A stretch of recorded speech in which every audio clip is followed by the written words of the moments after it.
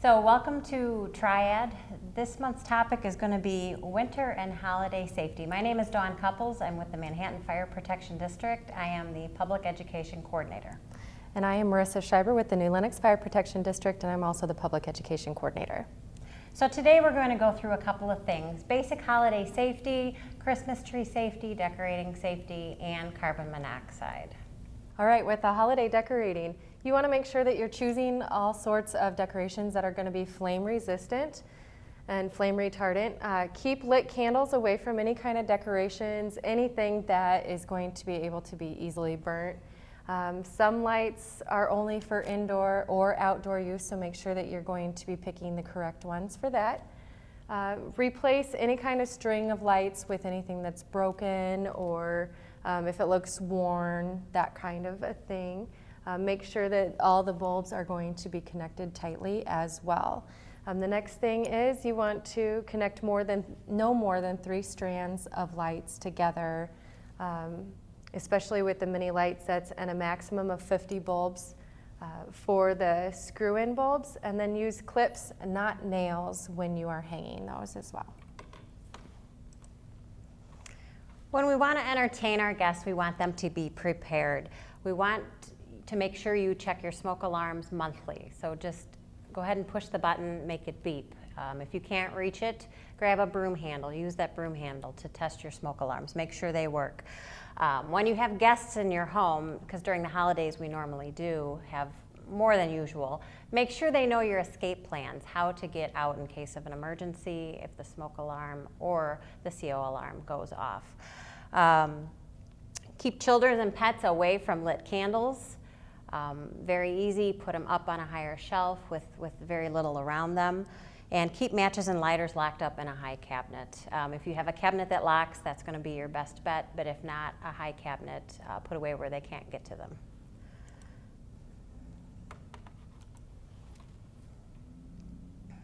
Another part for holiday entertaining is ask any smokers to smoke outside, especially if you don't want them in the house. Just make sure that they go outside for that. Provide large, deep ashtrays that smokers can use, and then make sure that with that you're going to be taking care of the ashes appropriately. Make sure to wet the cigarette butts so that they don't continue to burn, and always make sure that the ashes are completely cooled before throwing them away. Stay in the kitchen, of course, always, always, always. When you are cooking, you don't want to leave the room. You always want to be watching that.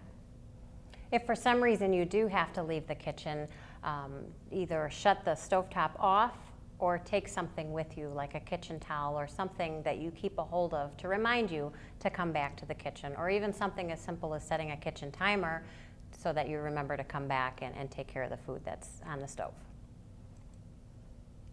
Christmas trees. Some people like to do artificial trees, others like real trees. So totally up to you and your choice, but we want you to be safe either way. When it comes to choosing a Christmas tree, make sure it's very fresh, has green needles. When you touch the tree, the needles don't fall off. That's very important.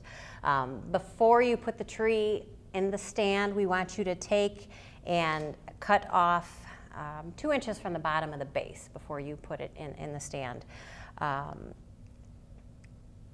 Trees need to be 3 feet away from any heat source. So if you have register heaters along the bottom of your floor or radiant heat, make sure we're 3 feet away from any heat source, because that heat source will continue to dry out the tree. We will also want to make sure we don't block any exits. Trees are beautiful and we want them to be the centerpiece of our room, but we also want to make sure we have a clear path to exit in case of a fire. And then make sure we also turn the lights off when we leave. I know on Christmas Eve, a lot of times people love to keep their trees on so that when they come home, they have a whole lit up tree and it looks nice from the front picture window. But this becomes an electrical hazard, and I believe 1/3 of all Christmas tree fires are due to an electrical issue. So we want to stay away from that. And make sure to water your tree daily if you have a fresh tree. Artificial trees, same thing. Please shut your lights off if you're going to leave the home. Don't leave them on overnight. Make sure with your tree also that you dispose of it as soon as it starts to get dry. Check with your local village or township to know how to dispose of your tree properly, because the drier they get, the more chance of a fire. For candle safety, you want to blow out the candles anywhere in your house. Make sure that they are out before you go to bed or before you leave the home. Avoid the use of them in your bedrooms, especially if you're about to fall asleep. Keep them at least 12 inches away from anything that can burn, because fire spreads quickly, and if it catches fire, it's going to go up. So you just want to make sure to keep those as far away as possible.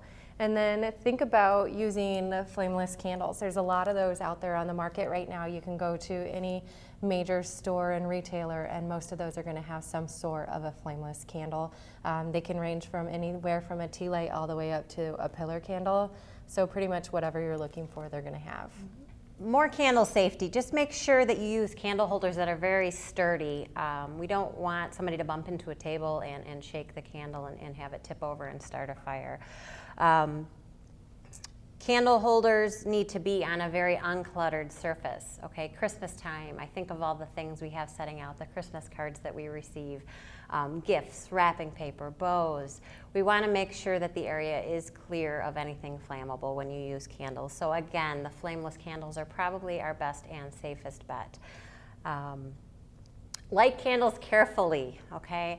Make sure your hair is pulled back, your sleeves are pushed up, you don't have anything dangling. Again, during the holidays, we like to dress up sometimes longer sleeved items, and when we go to reach over to light a candle, the bottom of our sleeve could catch, so we want to be very careful.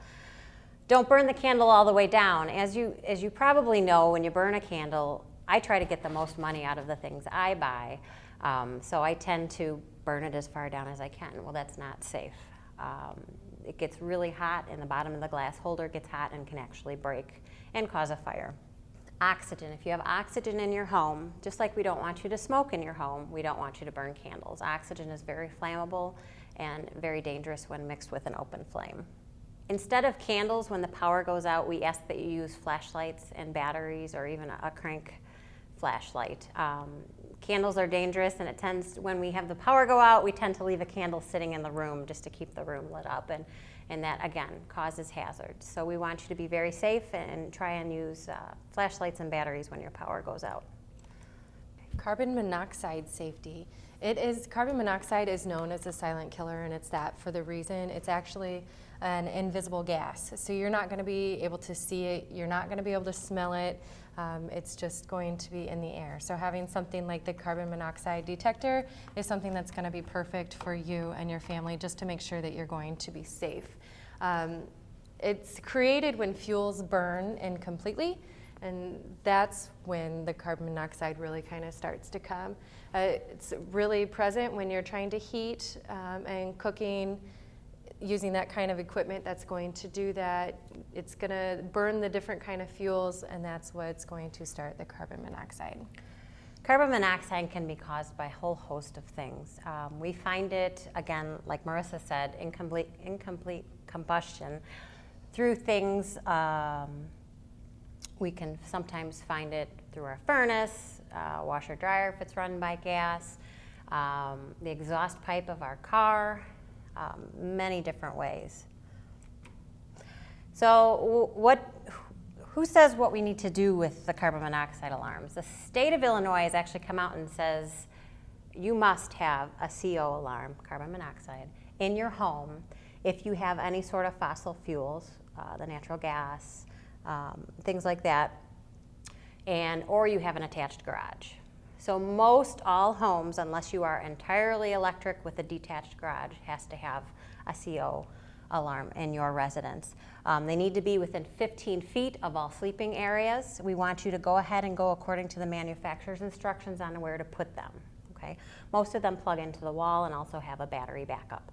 So just like when we talk about changing your smoke alarm batteries, we also want you to change your CO batteries at the same time. Test the CO alarm once a month, so the same time we go and test our smoke alarms, you can test your CO. As a side note, many companies sell smoke alarms that are also CO dual alarms, so they kind of kill two birds with one stone there. So test the alarm, make sure it works once a month. And if you end up having the alarm sound and you don't know why and it's a continuous beep, we want you to exit the building because, again, we're working with a colorless, odorless gas, so you're not going to know it's present. Exit the building and dial 911 and make sure everyone comes out of the house safely. Just a little bit more on carbon monoxide safety. Make sure that you're not warming your vehicles inside of your garage. I know we briefly mentioned that, but we just want to really let you know that that's something that you definitely do not want to be doing. And then make sure that vehicle exhaust pipe is not going to be covered by snow. Walk around your car if you have to park outside. Double check to make sure that there's no snow in there because you don't want that gas coming back into the car while you're driving. It makes it hazardous for your health and then also for safety on the roads. If you happen to get stuck in the snow, go into a snowbank or into a ditch while it's snowing, again, make sure your exhaust pipe is clear. If you leave the car running, we want to make sure we dig the snow out around that because otherwise the CO is going to fill your vehicle. And CO can make you very ill, which eventually could lead to death. So again, snowstorms, we want to make sure our dryer vents are clear of snow, the furnace, the stove, the fireplace, everything clear of snow. Because again, if the snow covers something, the CO can come into our home and cause us to become very ill or even death. Generators, if we use generators during a snowstorm, make sure they have an exhaust to the outside or place them outside so that they get plenty of fresh air. I see a lot of people trying to put their generators in their garages and all you're doing is filling the garage with CO, which again can be deadly. Grills, I grill year round. I love grilling year round, but I see a lot of people moving their grills into the garage for the cold weather. And again, all you're doing is filling your garage with deadly CO. So we want to just make sure we grill outside away from the house to be safest. We just want to make sure that we take this time to wish you happy holidays and make sure that you're nice and safe. So thank you very much.